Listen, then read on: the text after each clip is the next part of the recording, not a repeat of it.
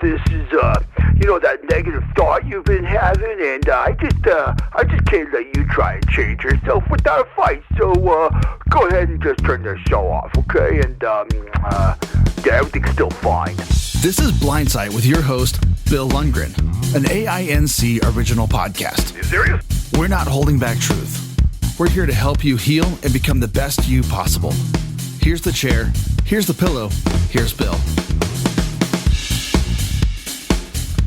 Hello, everybody. This is another episode of Blindsight, which is produced by the Audio Information Network of Colorado. I'm your host, Bill Lundgren, and I'm delighted to have a fellow podcaster on today to help me with the subject we're going to talk about. Most of you may already know Penn Street, who is the podcast for Aftersight, and she's also, you know her as an advocate for blind people, and she's also very much into physical health, and that's the subject I want to work on today. You're listening to Blindsight with Bill Lundgren. If you enjoy what you hear, please visit aincolorado.org for more shows, news, and articles read by our amazing staff and volunteers. If you have a question for Bill or would like to recommend a guest for future shows, please visit aincolorado.org/podcast-guest. Welcome to Blindsight.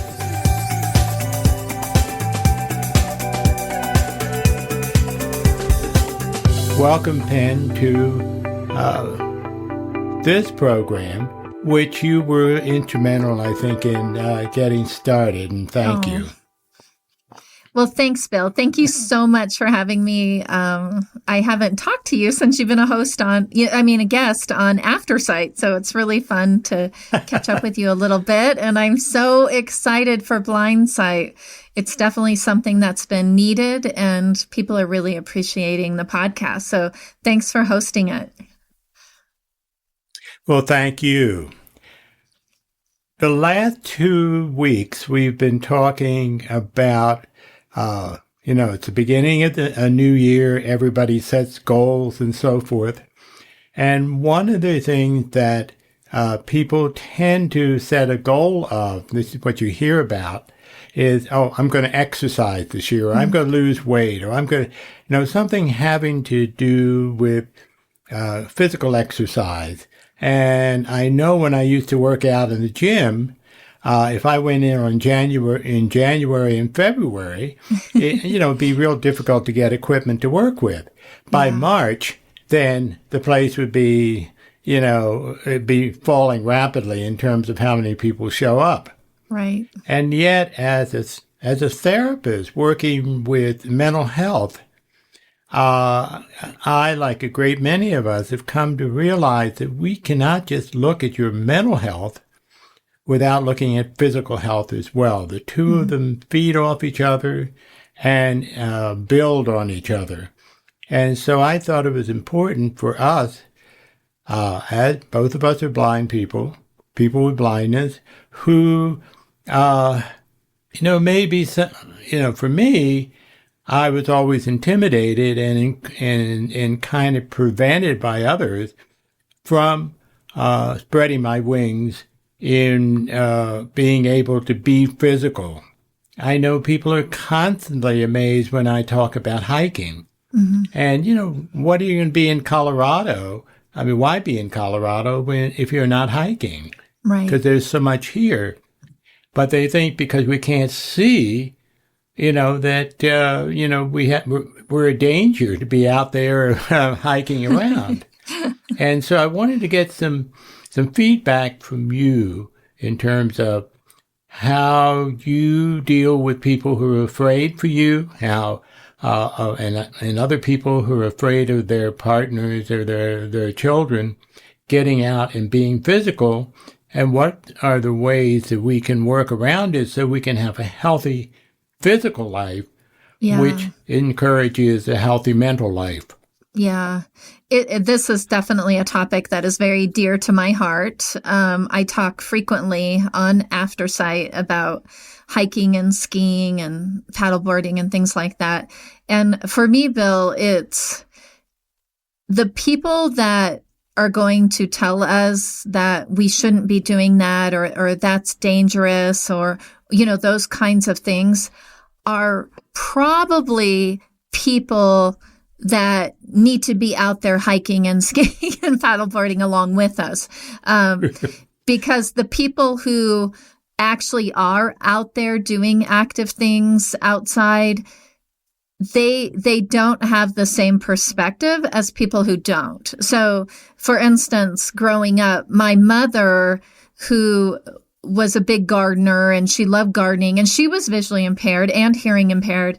And the garden was sort of her sanctuary. That's where her mental health and rejuvenation came from, especially raising 10 children. And that was fine. It was fine for me to go out and help her in the garden. But when it came to bike riding or hiking or skiing, she just thought it was insanity to have a blind child do those things. But it's because she didn't do them. However, my father, who, I had 7 older brothers, they were in Boy Scouts and things like that. So they were constantly out doing things in all the seasons. And so my dad was the one that really was like, hey, if you want to go back to bike riding after you lost your vision, go back to bike riding. Yes, you are probably going to fall. You're probably going to crash, but you fell and crashed even when you had sight. If you want to go on that camping trip with the school, go for it, and I am sure behind closed doors, my mother and father fought about it. And sometimes my dad won and sometimes my mom won. But I think that parents and loved ones should not keep anybody from doing an activity outside, especially if they aren't willing to do it themselves. Well, that part of the issue is they feel that as the guardian of us, and it's as I often say, I have to be careful if I want to date anyone, because the codependents are the ones who are drawn to me like a magnet, because they want to protect me from getting hurt or from the facts of life. Yeah. And I guess one of the things that the people who care about us have to know, that it really is helpful for us to fall. Exactly. To, in a sense, hurt ourselves, because that's how we learn different ways of being able to do what we want to do without getting injured. Absolutely. But there's and that's also a hard thing. Yeah, there's also the whole other level of, and I know you know way more of this than I do because of the field that you come from, Bill, but there's scientific proof that no matter who you are, what your ability is, what you can or can't do, if you get outside, even if it's just going for a walk around your own neighborhood, the endorphins and the chemistry in your body changes for the better. And so when loved ones keep us from experiencing the outdoors, they're actually doing us more harm than they are good. And I really, and also I recommend that, if you have a blind child or a loved one that I'll take skiing as an example, and you're very fearful of them, well, then put them in a program, let professionals teach them how to ski.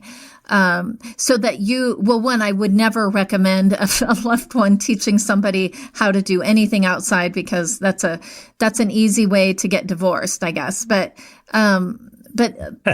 there's all these other options. If you're afraid to let your loved one or allow your loved one or support your loved one in doing something in the outdoors, then step back, like say, hey, I'll give you a ride to the pool, or to this hiking group or to the ski adventure, whatever it is, you can still support them in it. And then you go sit in the lodge or you go to the nearest coffee house or bookstore or whatever, and you take care of yourself and let the professionals, kind of step in and teach that child or that adult the skills that they're going to need in whatever outdoor activity that is. How do you find the professionals that are comfortable in working with people with blindness? Oh, Bill, we are so lucky to live in Colorado because there are so many, regardless if it's, a water sport or skiing or whatever it is, hiking. There are lots and lots of groups out there that have incredible programs, and a lot of them are either free or majorly discounted because, as you know, people who are blind, it's income is one of our biggest barriers. So, I know Audio Information Network of Colorado has some of those programs on our website, which is aincolorado.org. But if you don't find something, if you're looking for something and you're not finding it, you can absolutely email me and ask me directly. And my name is Penn, Penn. So it's Penn at aincolorado.org. And I mean, I'm not kidding. This is a big passion of mine, is for blind people to get outside, whatever that activity is. Because it really, really does help mentally, physically, spiritually, you name it. So feel free to reach out to me. There's a wonderful book out called The Nature Fix, Fix. And in it is the research that really supports what we're saying in terms of the mental health. In fact, in Scandinavia, there are mental health programs or mental health institutions would take their residents out for hikes in the area because they know that it has as much benefit, if not more, than therapy, talk therapy. Because exactly as you say, just being out and exercising and producing endorphins. One of the issues, I know we've been talking about the people who love us and protect us unwittingly hurting us in effect, but also there were people who because of their parents or whatever are scared to try. Mm-hmm. And it may be the people who are newly blind, for example. We just believe that everything's been cut off. And we have to speak to them to say, look, you don't have to give up things that you used to love doing. Yeah, absolutely. And everybody's different, Bill. Like you were talking about somebody who's newly blind. Well, somebody who's newly blind, just using their new cane skills to get to the mailbox at the end of their driveway and back in. Yeah. That is huge, so don't think, especially if you're new to blindness, don't think that you need to go out and learn how to ski blind or rock climb blind or something like that. Start small, start doing those little errands by yourself, like going to the mailbox and then you'll get more confident with your skills. Go around the block the next time, then, maybe go to the nearby grocery store or coffee shop by yourself. Just the feeling of accomplishment, being outside, doing something is there is no medication or, that can get you to that feeling of self-confidence, like doing it outside on your own. Right. And even if you do stumble, that doesn't mean you can't do something. That's right. It's that old saying, you can do anything you want to, you just need to do it differently. Absolutely. And that's how we learn. Just as we let little babies learn to crawl. Absolutely. And, in order to be able to walk, we need to do the same thing. Exactly. And it's so injurious for us not to do anything. And we need to have the feeling of confidence, even just when we're not talking about the health benefits of exercise, just the confidence that it gives us in trying. Absolutely. I mean, I have one of the largest, ugliest bruises anybody has ever seen on the inside of my left knee at the moment from falling skiing on Friday. And when I fell, I fell onto my other ski on the edge. So, and I'm fine. It doesn't hurt to put, bear weight or anything. I'm totally fine, but it is humongous and it is very tender to touch. And humiliating. Yeah, it was. But one of the things, Bill, that I really had to learn, and I still struggle with it at times, when I do fall down or I run into something, the first thing that always pops into my head is, oh, it's because I can't see. But that's not necessarily true. My husband, who's a much better skier than me, and I have friends that I ski with that are much better than me, they fall down as many times as I do. And they've had very similar bruises on the inside of their knee. And when somebody sighted falls down, they don't blame it on their vision. They just oh, I hit the root they call them snow snakes that go across. But when somebody who's blind falls or whatever, that's usually the first thing. Oh, I did that because I'm blind. No, you did it because you hit a patch of ice, or you hit one of those snow snakes but I think that I think, like you said originally, Bill, it is important to fall down. It's important to run into things because that's how we learn.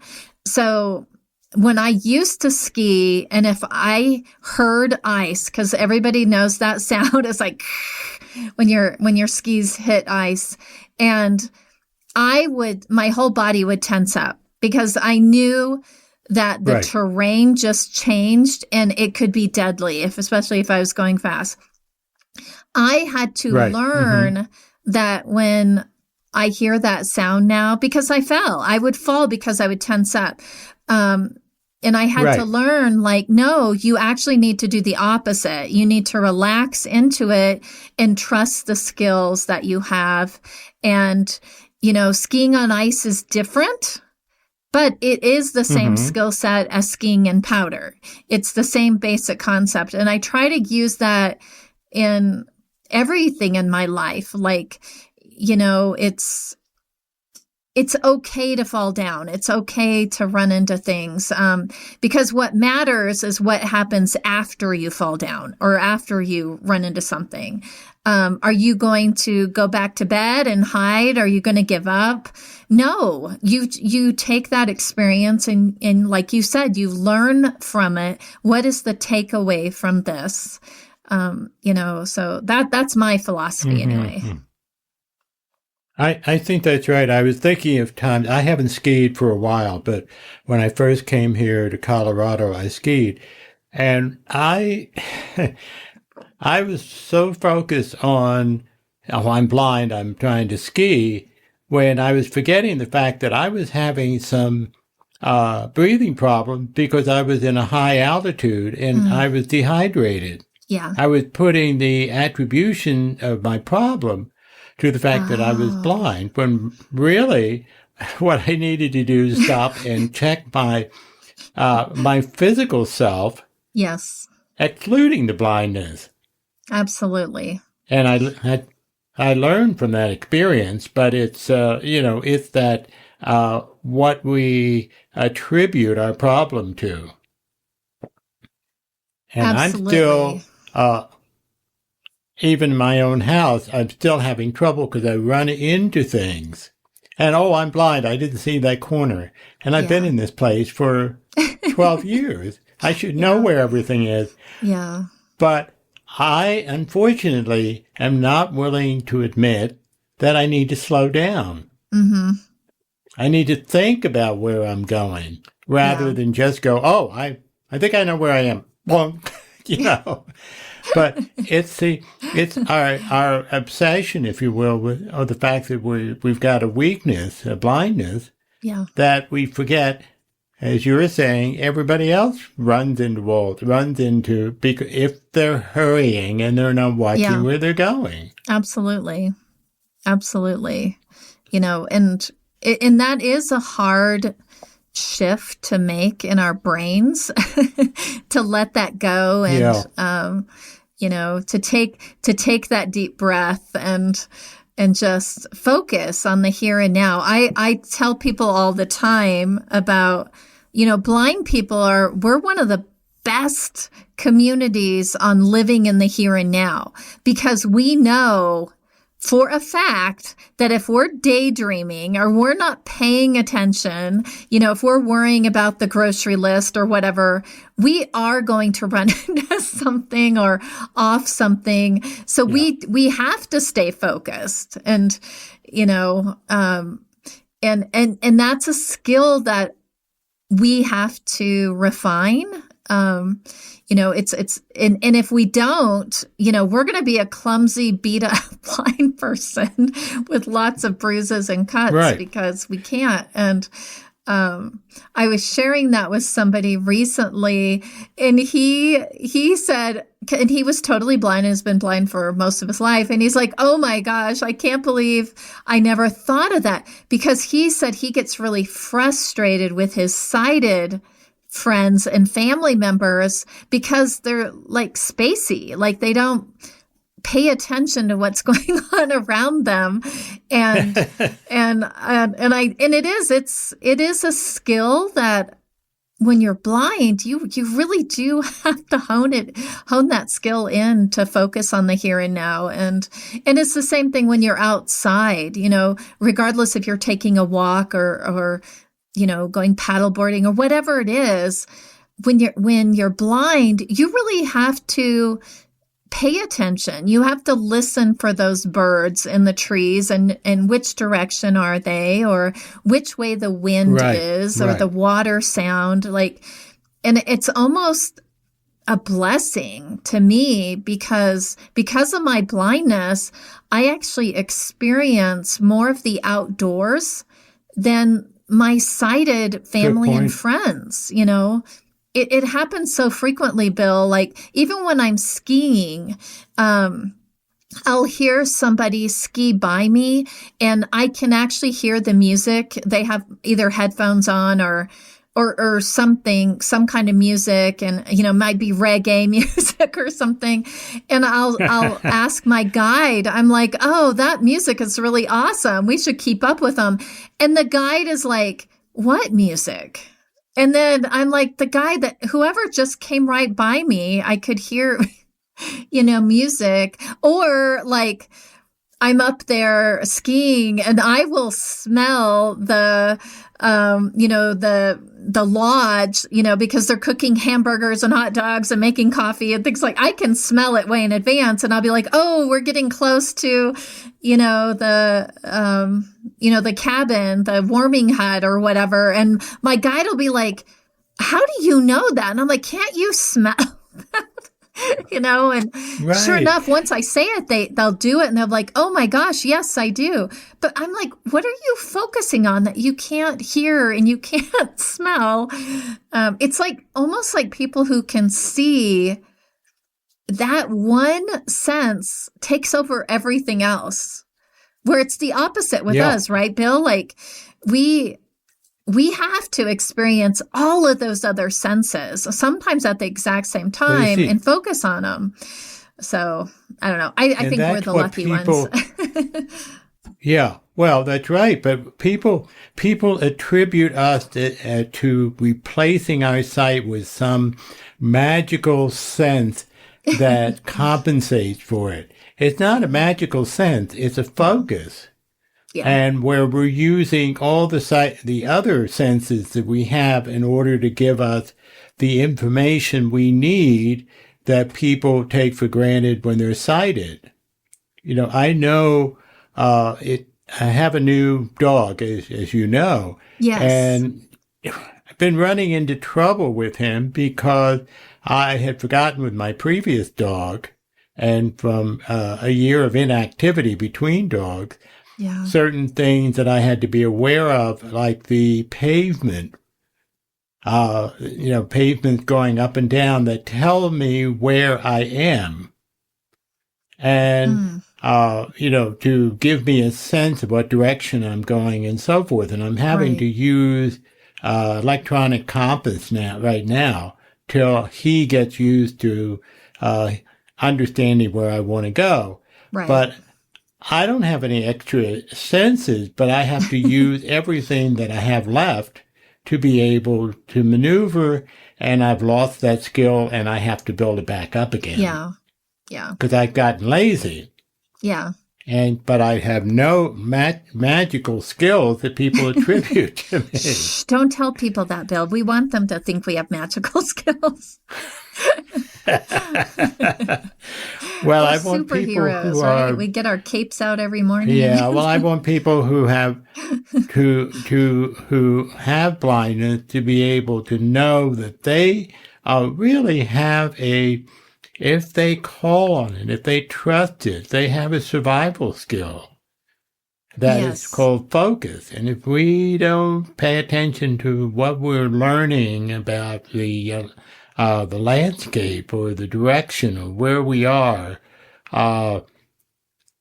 we'll get into trouble. Yeah. Not because we're blind, but because we're not using the abilities that we have. That's right. That's right. Now, how do you prepare for sighted people? That happens with sighted people too. Yeah. If they stop using a skill that they need for, surviving in this world, sometimes they have to go back and get refresher courses on those as well. True. Yeah. When you're running, you generally run with someone? Yes, I do. And it depends on the location. I may or may not run with them with a tether, which a tether is just literally what it sounds like. It's made out of nylon, and the guide holds one end and I hold the other end. If it's a race and it's really, really crowded, then I want to be tethered. But if it's running on like the bike path near my house and I know it's flat and wide, I don't need to be tethered. But certainly that's one way that you may need to compensate by having someone with you, just because there are all kinds of surprises that sighted people would get into trouble with. Exactly. And it can be. I know there are some people who run by themselves, but they know the terrain. And that's what's really key, is to be familiar with where you are, but it doesn't mean you can't do it. It just means you rely on your other senses. You may rely on a second person to go with you, but it doesn't mean you have to be tethered to them. It just means that you've got another someone with you, and it's a lot more fun, I think. To run with someone than doing a solo. And that's true, and even if you're really sighted. Help both of you. Even if you're sighted, you should be out there with a partner. Yeah, exactly. It's just more enjoyable to be running with someone on any excuse. Yeah. But it's the question of our being... See, I think part of it, of course, is the shame. We fight this thing with shame about being blind. Mm-hmm. And that really is a hindrance. Yeah. Because as long as we're ashamed, we're not looking for ways that enable you to do what you need, what you really ought to be doing. Right. Regardless Absolutely. of whether you're blind or sighted. Yeah. Mm-hmm. Yeah, because like when I ski, I have an orange bib on that says blind skier, and my guide has a bib that says, guide on it. Or when we're running, especially if I'm running with other adaptive runners, we have bibs on that says blind runner on it. And it's, I think it has to take a lot of self-confidence to be in public with a bright orange bib that says, Yes. it's like, I'm blind and I'm proud, that it might as well say that. Yeah, because, right. But it's not only for my safety, it's also the safety of others. So when somebody is above me and they're skiing and they're looking down the mountain and they see that bib that says blind skier, well, they're going to take a little bit extra care. At least I hope they do. They're like, oh, well, that person is blind. I'm going to be a little bit more cautious going in front of them or around them or whatever. Right. And the same thing when you're running, because if you have a tether on and if somebody doesn't know you're blind and tethered, they might try to run between you and the guide, and they could actually get hurt. All of you could get hurt. So it's right. And I think we should be proud. To me, my blindness is just part of who I am. I also have, long brown hair that I'm really proud of. I'm 5'9". I'm really proud to be a tall woman. We should all be proud of the different parts of us that make us up as a whole. And if blindness is part of that whole, you should be just as proud of it as the rest of you. Don't hide what makes you you. That's a good point. And you see, the thing is, again, we're talking mental health, being proud of being blind rather than being ashamed of it. Yeah. And I know there are people out there, and I run into them all the time with my guide dog, and they're impressed with the harness. Oh, that's a neat harness the dog has. Yes. And they don't have a clue. Yeah. They don't. Yeah, absolutely. I've walked. Absolutely. But that's, I've walked with. Is that part of our magic, though? Part of that, what makes us special is we get to educate the public. Yeah. Because, especially when I'm skiing, I have people frequently ski by me, or if I'm in line to get on the lift or whatever, they're like, oh my gosh, you are so inspiring to me. To watch you ski, or, it's so beautiful to see you out here, or whatever it is. But in it, you talk about mental health. Well, it's good for their mental health too. Maybe it pulled them out of a little bit of their darkness. Yeah, a lot of people talk about how inspirational I am. And I get a little nauseous because I don't consider myself inspirational, but I'm comfortable with being blind. Yes. But in terms of inspiration, what are the choices?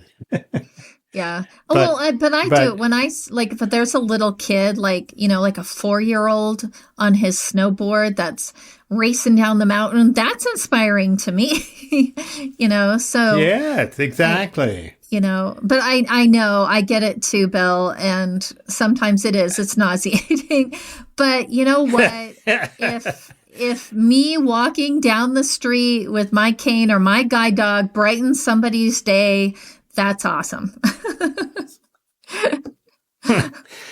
I guess it's better that, they say it's awesome than say, that blind guy just walked into a pole there. What's wrong with him? Exactly.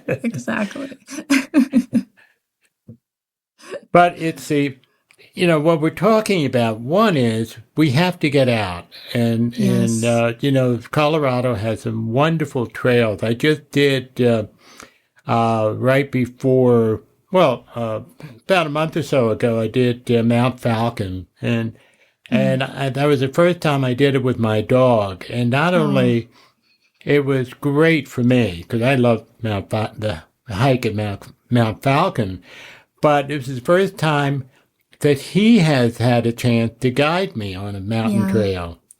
And I could sense from him how proud he was of having the opportunity to do that and how much he loved it. Yeah. And so that it benefits everybody. You know, if we get some people to, instead of blocking or trying things out, say, well, why don't you come with me? Yes. We all benefit. Absolutely. Absolutely. Yeah, we at Audio Information Network of Colorado, we've had the last 2 years, we've had our big fundraising hike, and our team is called the Audio Trekkers. And you can actually check us out. We're, if you go to Rocky Mountain PBS station, they did a beautiful, beautiful story about it this last year. And I get so much positive feedback, not just from the blind participants, because some of them, it's the first time, Bill, that they've ever been hiking. Even though they were born and raised in Colorado, it's the first time they got to go hiking. But it's because AINC gave them that opportunity and we set them up for success. But we also get incredible feedback from the sighted guides and from the sponsors, because we invite everybody out there. You know, we want our volunteers to come and be part of it. And there's just something magic that happens on a mountain, no matter how steep it is. Everybody working together and being out there together and breathing that fresh air and helping each other and supporting each other up the trail. And there's really nothing like it out there. Did you have any special equipment that you used for hikers, or gave hikers to do the hike?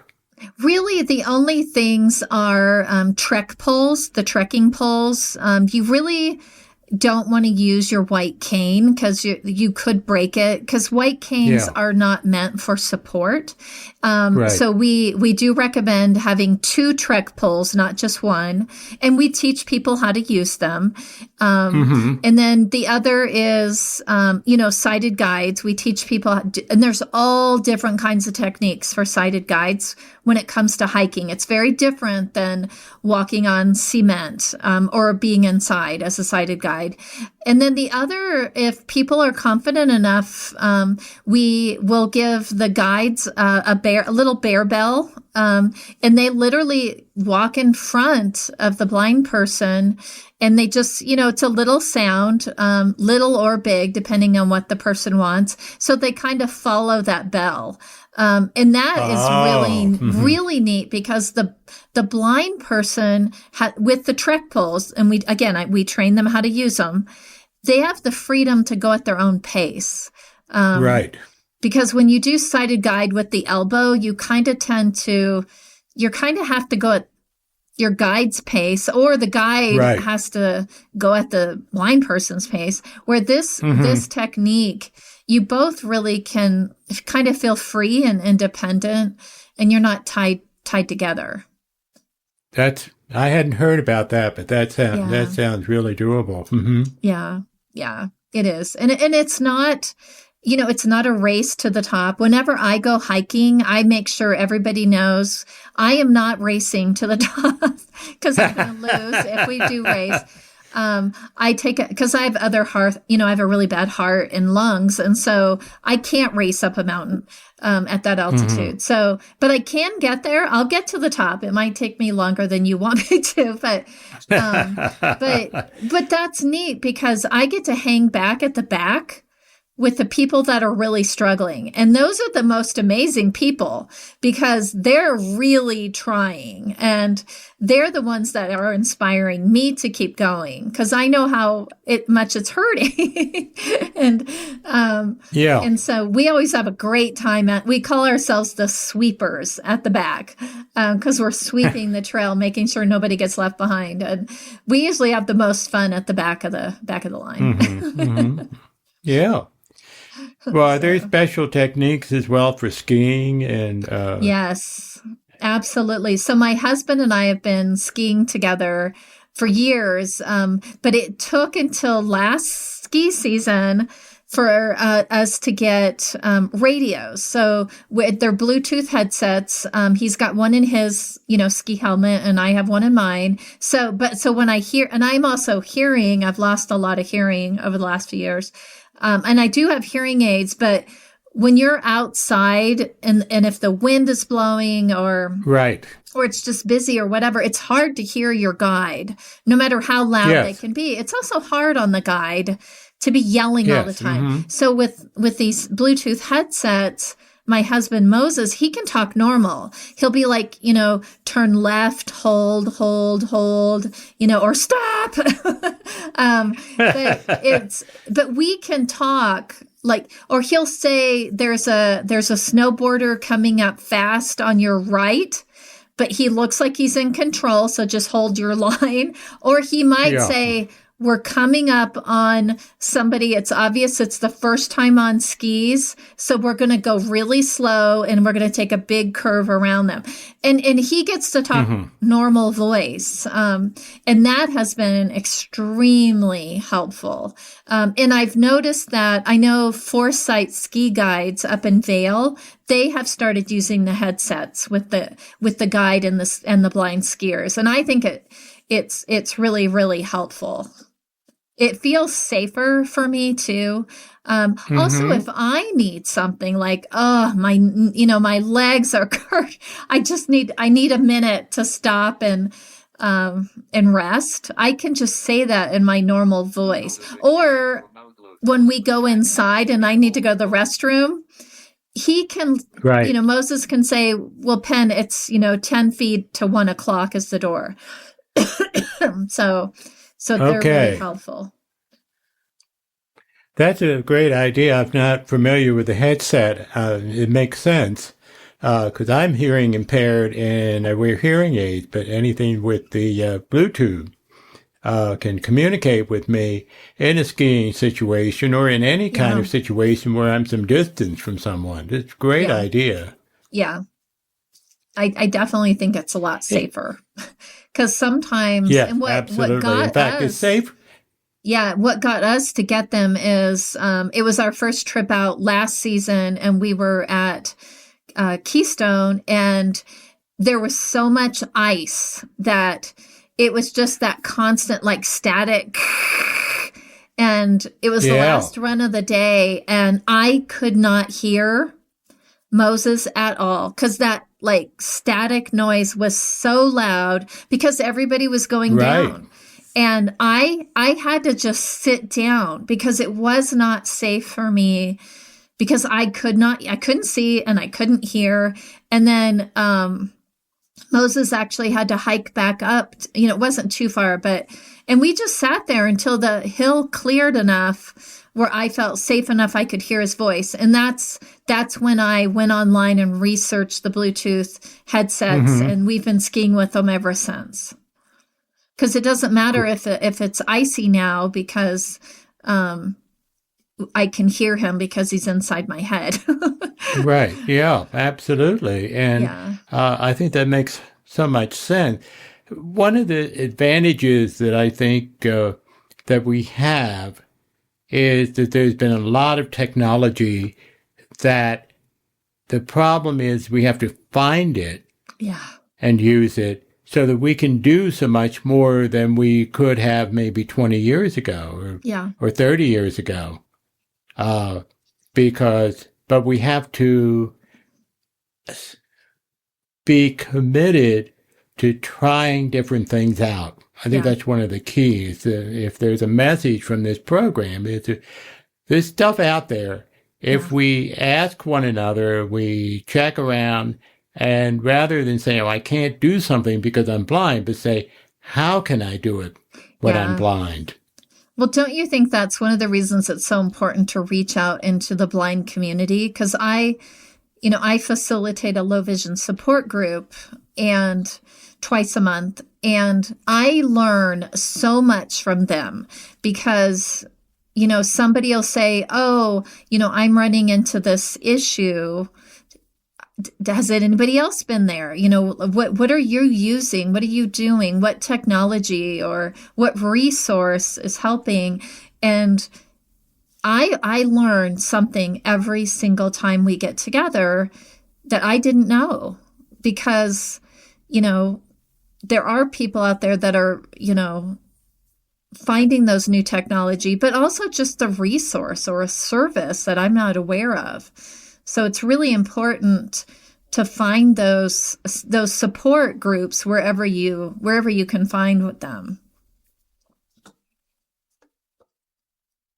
It's really important that we're not ashamed of one another, because we can learn from each other how to operate as a blind person, how we can operate with whatever disability or limitation we may have. I think I'm at the part I really need to get together with older folks to learn how to to survive in what is basically a younger generation that's in charge. But Absolutely. Just talk it, just not be ashamed of what we can't do, what we perceive we can't do, but say, I'm having trouble with this. How do you deal with it? And it's humbling sometimes, because we have to admit the thing that we may have some real hesitation about. But somebody else may have the answer to help us do what it is we really want to do successfully.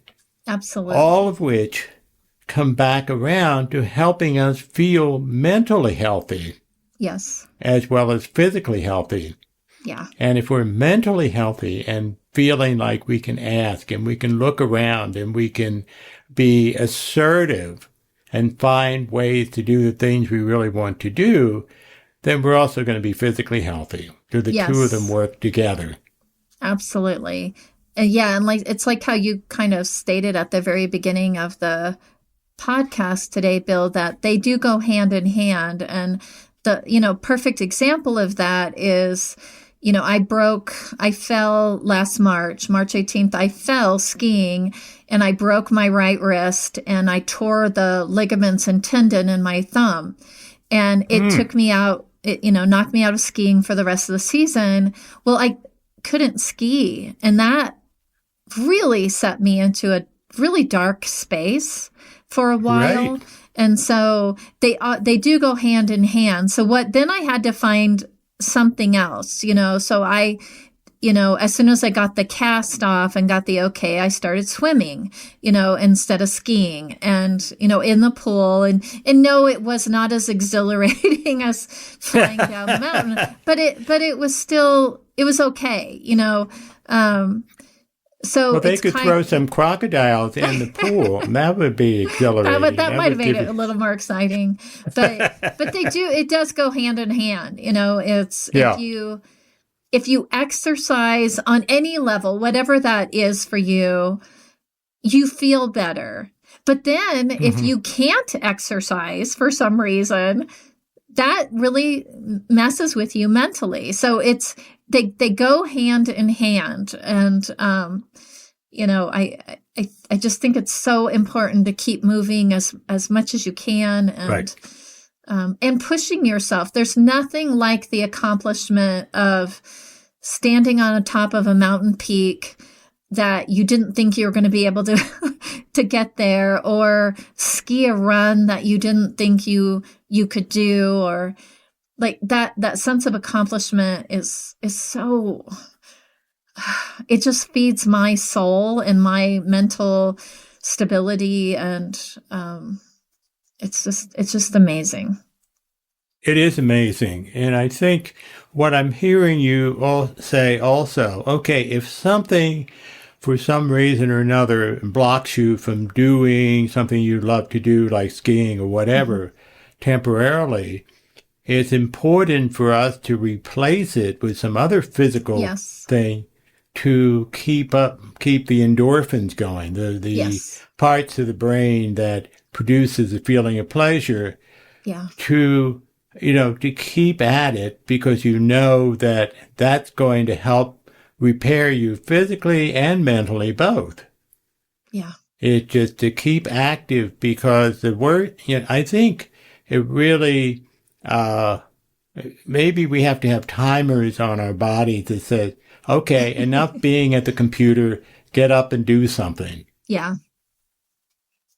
That's because so much of what way we're set up is to just do nothing like watch TV, to be passive, and that is not helpful.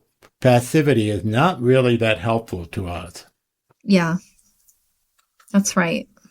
I think anytime that we remain dormant, it's not a good place to be. And not that you should never take time. Like, obviously, if you're going through trauma, sometimes you need to just sit and the balance. And feel, but if you do that for too long and it becomes too comfortable, it makes it even harder to get back out.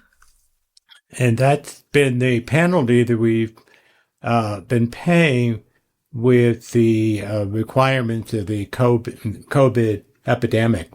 Yes. We've become, I know I've become a lot more sitting back rather than, getting out there. And, that's one of my resolutions, is to get myself going. And I think that's what all of us are feeling, to get out there. It's just trying to figure out, given who we are, whatever parameters you want to put for us, to find ways to get out there and be active appropriately, and to the degree that we're not driving ourselves and going to the other extreme, but being balanced in time of rest, time of activity, time of trying things out that we normally wouldn't try.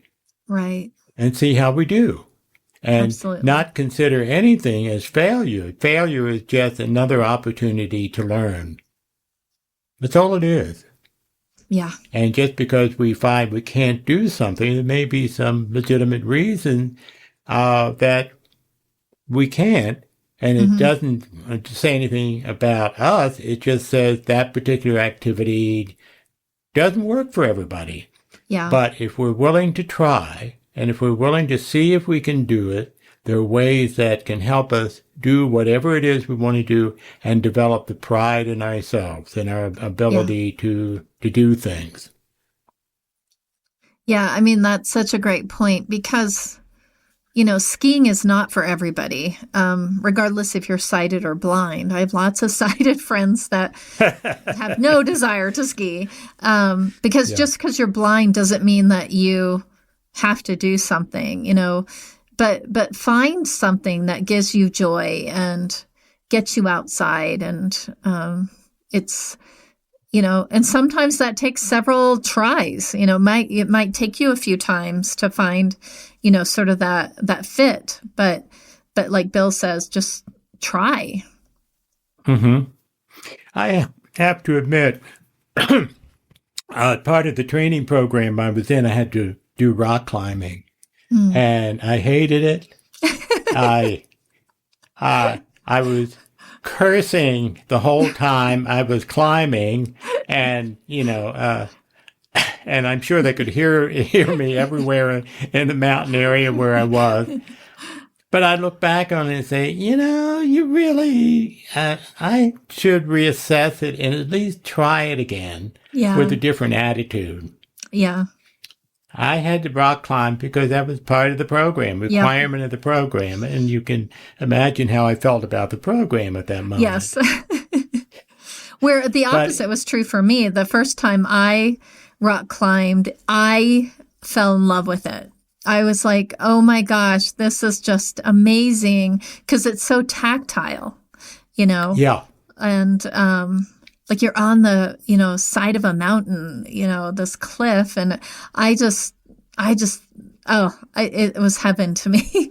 But again, that's me, because I've been to a lot of those. I used to teach blind students how to rock climb in the Rocky Mountain National Park. So I was probably one of those people down below hearing you cursing. So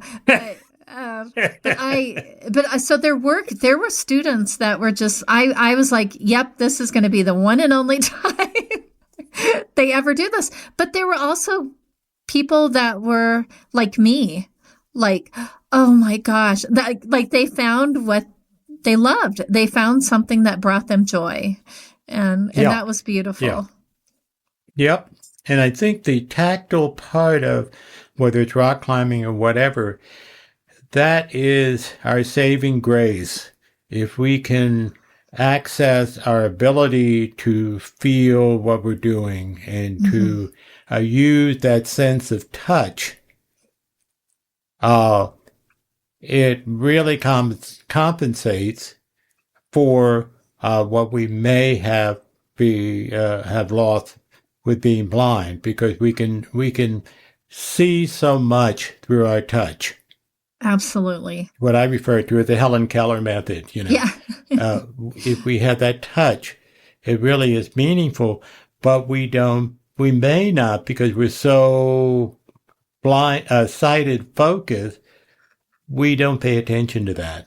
Yeah. And people who are sighted maybe benefit by wearing blindfolds for a while and getting a chance to feel how things feel, like in rock climbing, like anything that we do, where mindfulness, the whole theory of mindfulness is that we become acutely aware of all our senses at all times. And we pay attention when we walk to what the road feels like, because sighted, we don't do that.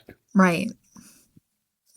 And that is so fulfilling, and it's so meditative. It is so healthy for us to be doing that. Yeah.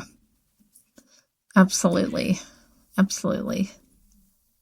Penn, this has been wonderful for me to get a chance to interact with you and learn from you. As you say, we learn from others. Yes. And I'm curious about some of the things that you mentioned in terms of what I may need to try out, like those headphones, in terms of situations and trying out skiing again or doing some things. So I really, I know I speak for our listeners too, to appreciate how much you've contributed to the physical and mental health of people who are blind in helping and teaching and encouraging people. Thank you so much, Ben. Thank you, friend. Thank you for what you're doing. This is amazing. It's such an amazing program, and I think all of us are learning so much through you and your experiences too, as well, Bill. Thank you. I appreciate those last words. This is Bill Lundgren, your host at Blindsight, and we end this program, and we look forward to you continuing to listen to both to Penn's program After Sight and to Blindsight. Have a great week. Thanks, Bill.